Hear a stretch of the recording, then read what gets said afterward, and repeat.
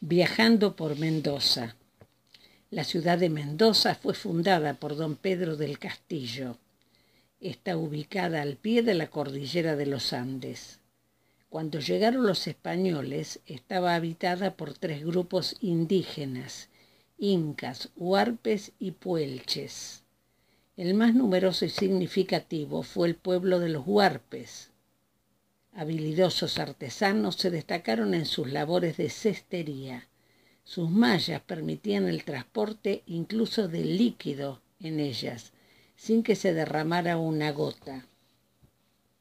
Un lugar completamente árido que la mano del hombre ha sabido convertir en un vergel por su ingenioso sistema de acequias. Los indígenas llamaban al lugar Tierra de las Arenas, pero se convirtió en el oasis que es hoy, por el río Mendoza y la conjunción proveniente de ríos, arroyos y glaciares de montañas, quienes proveen todo el agua para la ciudad y los campos. Donde se levanta hoy la ciudad de Mendoza no es el lugar donde se fundó. Hoy se llama Área Fundacional de la ciudad, pero después que un terremoto la destruyera en 1861, decidieron reconstruir la ciudad donde se encuentra hoy. El área fundacional. Allí se encuentra la Plaza Pedro del Castillo, cuya fuente proveía antiguamente de agua a la ciudad antes del sismo, y frente a la plaza el Museo del Área Fundacional, de sitio arqueológico, o sea que se levanta en el mismo lugar en que se realizaron los hallazgos. Cerca del área fundacional están las ruinas de San Francisco, pertenecientes a la iglesia construida por los jesuitas en 1731. Pasó a manos de los franciscanos en 1782, quienes la restauraron, y sufre varios embates naturales y queda conservada hasta el terremoto de 1861, tras lo cual queda totalmente destruido, dejando en pie solo el frente de la iglesia y las paredes laterales. Las ruinas quedaron en total abandono hasta 1993, año en que se comienza la puesta en valor en toda el área fundacional. Apareció luego un proyecto para sustituir las vigas de hierro por soportes que se adecúen a las características de la antigua construcción. En el Museo del Área Fundacional, las excavaciones representan sucesivos momentos de la historia. Su carácter de museo de sitio, como decíamos, permite dar continuidad a los trabajos arqueológicos. La excavación central muestra restos de cimientos, muros y solados de baldosa cerámica del Cabildo del siglo XVIII.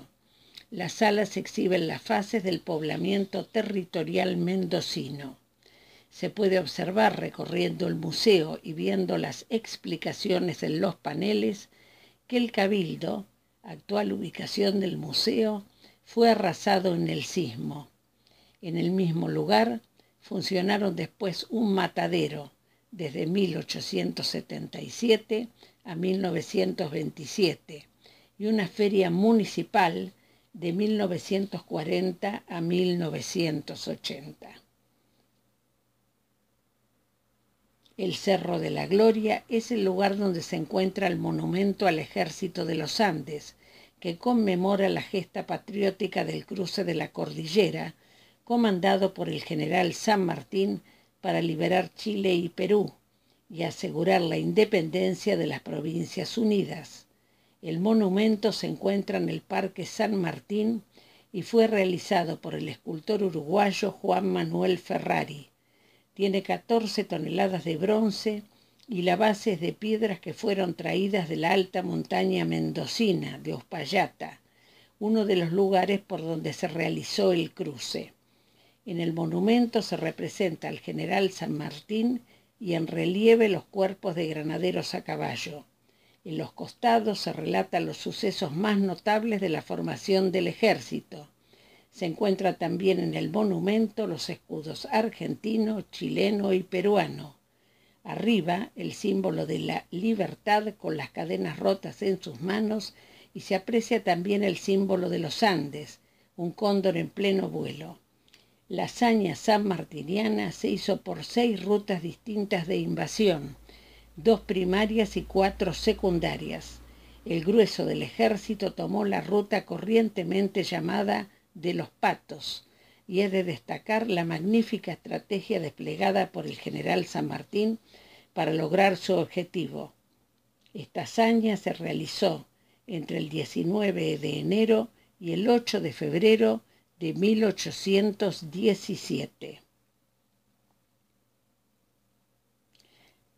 La moderna ciudad de Mendoza, preciosa para recorrer caminando, tiene una plaza principal llamada Independencia y 4 plazas en los vértices del cuadrado del trazado que los mendocinos llaman plazas satélites.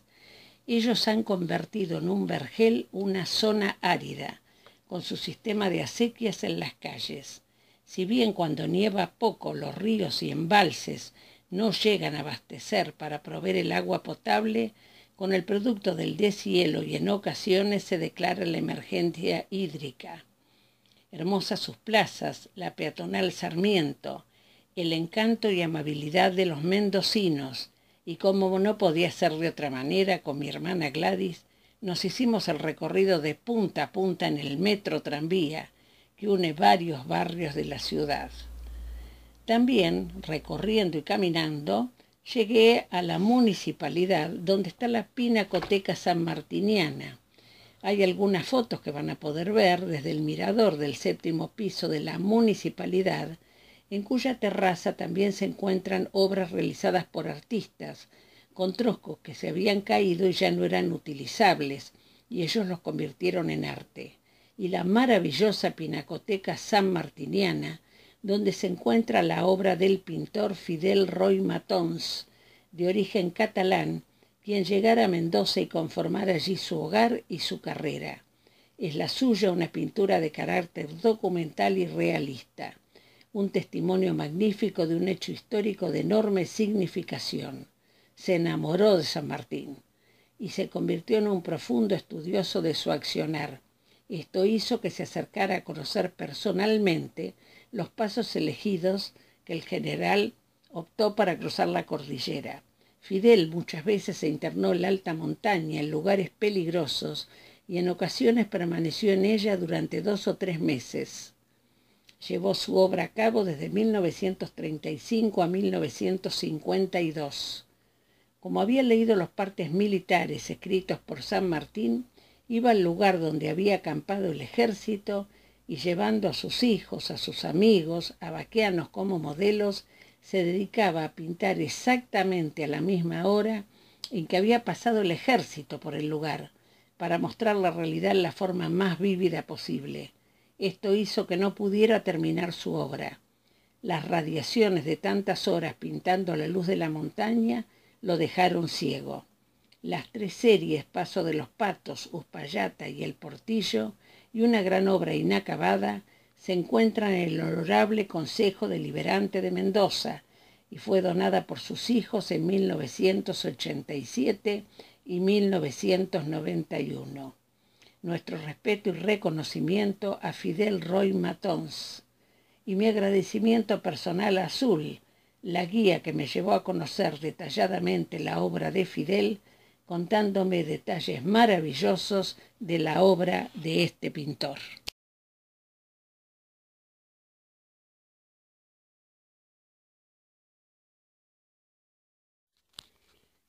Tengo que ir algo hacia atrás para comentar esto. Hace unos años, cuando trabajaba como directora en una escuela de sectores sociales desfavorecidos, implementé un taller de ajedrez. Aunque no conozco demasiado sobre el tema, sé lo básico y me pareció interesante que esos chicos pudiesen tener la oportunidad de conocer ese juego ciencia.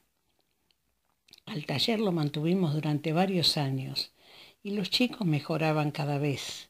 Intervinieron en varios torneos nacionales con muy buenos resultados. En una ocasión, el programa Caminos de Tiza de Canal 7 vino a filmar el taller a la escuela. Cerca de un año después, recibo un llamado telefónico de alguien que me preguntó si era la persona que él buscaba. Se presentó como Marcelo Eduardo Giordano, mendocino, y me dijo que en ocasión de haber venido a la ciudad de Buenos Aires, se llegó a Canal 7 y preguntó por la grabación. Él se acordaba que era en La Plata, pero no en qué escuela, ni estaba seguro de mi nombre. El caso es que me encontró. A partir de ese momento nos convertimos en grandes amigos, casi siempre por mail o por teléfono. En aquellas épocas, debe ser más de 10 años. Nos divertimos mucho porque somos muy parecidos en el sentido que nos gusta todo, queremos hacer todo, nos enganchamos en todo. Marcelo es contador, profesor, excelente ajedrecista, pero siempre ha sido también, entre tantas otras cosas, músico. En ocasión de las primeras veces que nos comunicamos por el MSN, yo recién estaba aprendiendo a usarlo, me dijo, me fui a comprar una guitarra, pero vi un charango y me llamó. Y acto seguido me hizo escuchar un par de piezas. Nuestra comunicación siempre ha sido fluida y profundamente amistosa. Nos queremos muchísimo y el hecho de que la tecnología nos permita comunicarnos cercanamente ha hecho que los lazos de amistad se intensifiquen aún más. Marcelo hace tiempo que toca el saxo, entre otras 4.999 cosas que hace, porque es contador, profesor, lector, corre triatlones o esas cosas que terminan en tlones, y yo le insistía una y otra vez. ¿Será posible que no grabes algo en YouTube así te puedo escuchar? ¿Para cuándo? El caso es que nos encontramos una noche en Mendoza y fuimos a cenar juntos con mi hermana Gladys y Antonella, la señora de Marcelo, una muchacha encantadora. Cuando estábamos finalizando de cenar, Marcelo desapareció y de pronto la magia. Comenzó a tocar el saxo al lado de nuestra mesa. Me quedé paralizada de la intensa emoción que me produjo ese gesto y la sorpresa absolutamente inesperada. Hasta que sí pude abrazarlo y agradecerle. Se había traído escondido el saxo en el baúl del auto. Un gran amigo y una gran persona, Marcelo Eduardo Giordano.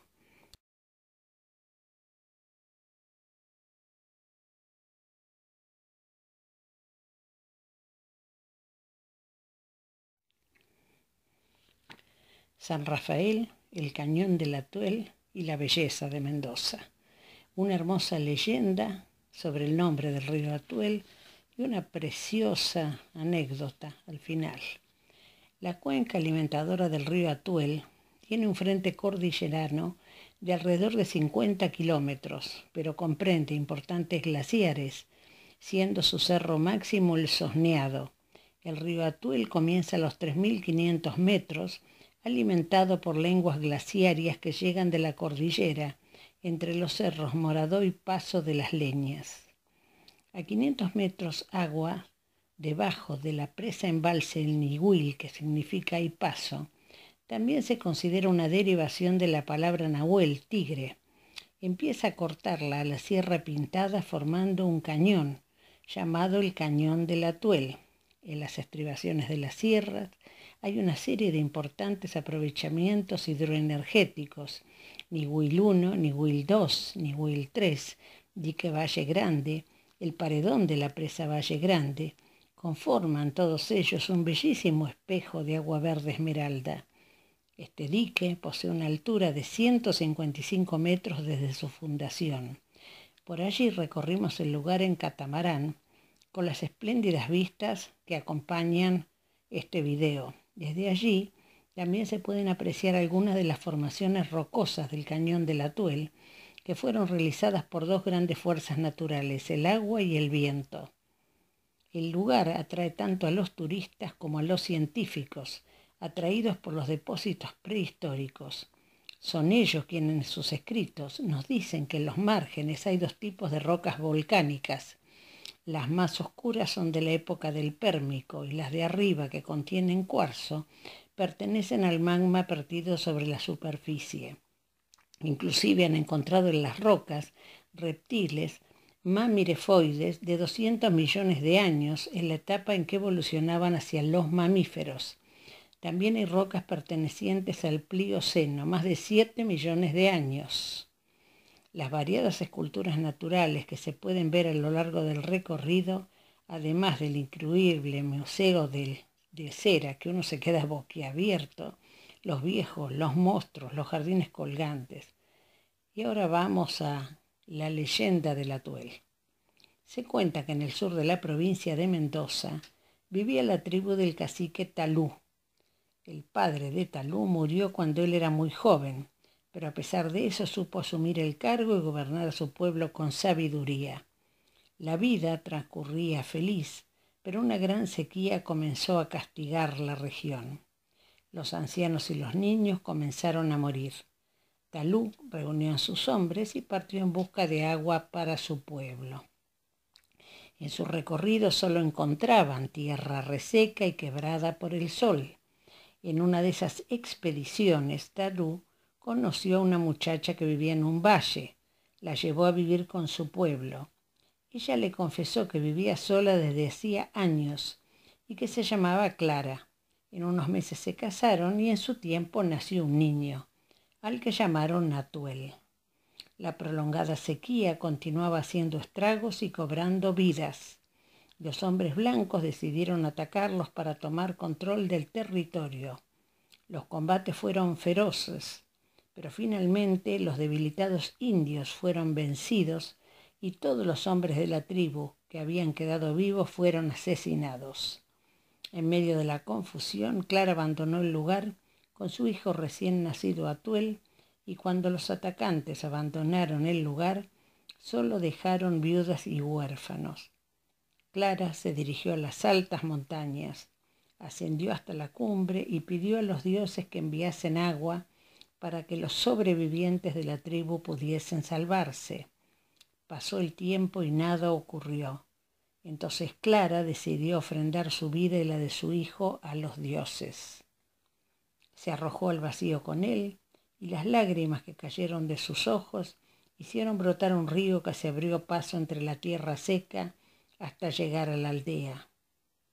Las mujeres dieron de beber a sus hijos y comenzaron a sonar risas en el lugar.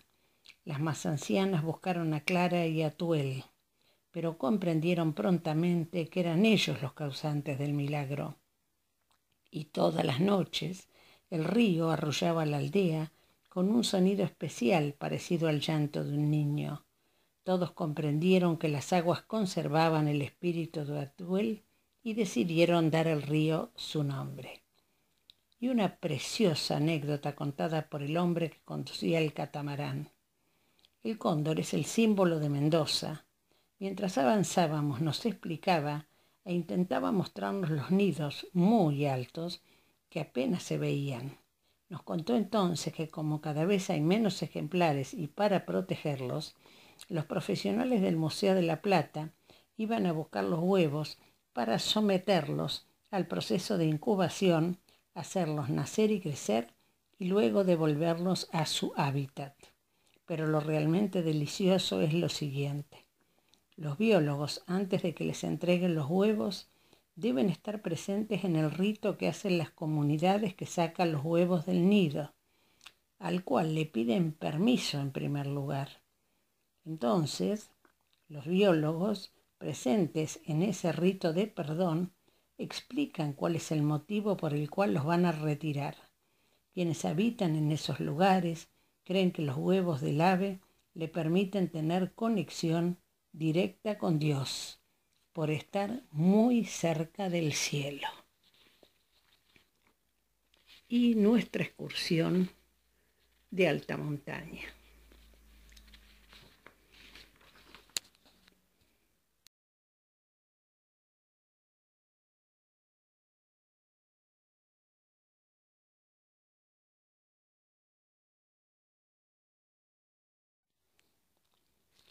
Nuestra excursión de alta montaña.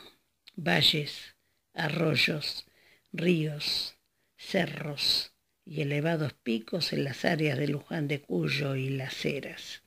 Uspallata, en cuyos alrededores se destaca el Cerro de Colores, montaña con franjas coloridas semejantes al Cerro de la Quebrada de Humahuaca en Jujuy. Desde la villa de Uspallata hasta Los Penitentes, tras los túneles, se llega a las localidades de Polvarolas y Punta Vacas. Más adelante se llega por la Ruta Nacional 7 al cementerio de los andinistas, donde descansan los expedicionarios de distintos lugares del mundo que perdieron sus vidas al intentar escalar las faldas de la Aconcagua. Hay placas de honor a los andinistas desaparecidos, entre ellos el argentino Nicolás Plantamura, que llegó a la cumbre en 1934. En Penitentes, que así se llama por las sorprendentes formas de relieve en las laderas, que se asemejan a una procesión de monjes, ese es el lugar de reunión de andinistas de todo el mundo que llegan para ascender a la Aconcagua. Y Puente del Inca, el puente de formación geológica natural que ha sido declarado monumento natural.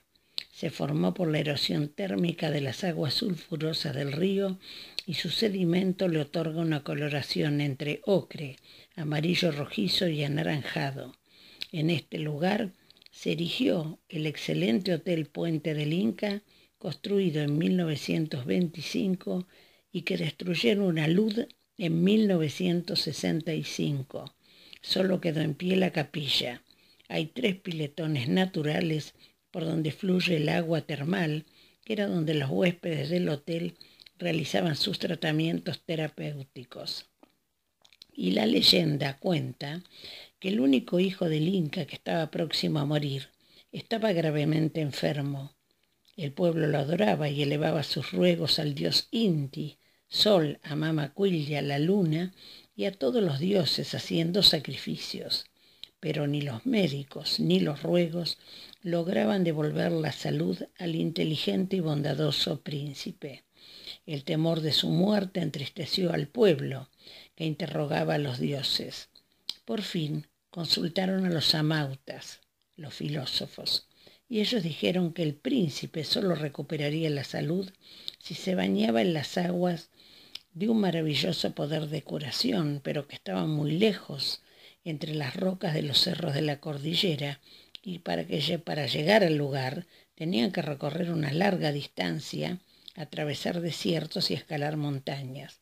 Pero comenzaron los preparativos. Partieron al fin, la travesía duró muchísimo, montañas, ríos, valles y campos pasaron ante los ojos de la larga caravana. Llegados a cierto lugar, los indios quedaron maravillados ante la majestad de uno de los colosos de la cordillera y exclamaron asombrados: Aconcagua, que en quechua significa vigía o centinela de piedra. Unas horas después llegaron a una quebrada donde corría un río torrentoso y supieron que allí estaba el agua salvadora. Pero las fuentes estaban al lado opuesto de la quebrada y la distancia era insalvable y el camino inaccesible. Pero al día siguiente pareció que los picos helados se inclinaban y los peñascos caían formando un puente para poder llegar al agua salvadora. Así se salvó el príncipe y los indios lo llamaron el Puente del Inca. Aunque hay otra versión, que es esta que vamos a contar. Al no poder cruzar, los guerreros se abrazaron unos a otros y formaron un puente humano. El Inca caminó por encima de sus espaldas con el niño en sus brazos y encontró la fuente que le daría la ansiada cura. Cuando volvió su mirada para agradecer a sus guerreros, vio que todos ellos se habían petrificado. Aquí termina nuestro viaje a Mendoza. Nos faltó mucho por conocer, pero precioso, un viaje precioso, muy emocionante todo lo que vimos, las bellezas enormes que tiene nuestro país. Preciosa recorrida por la ciudad y distintos lugares de Mendoza. Bellísima provincia.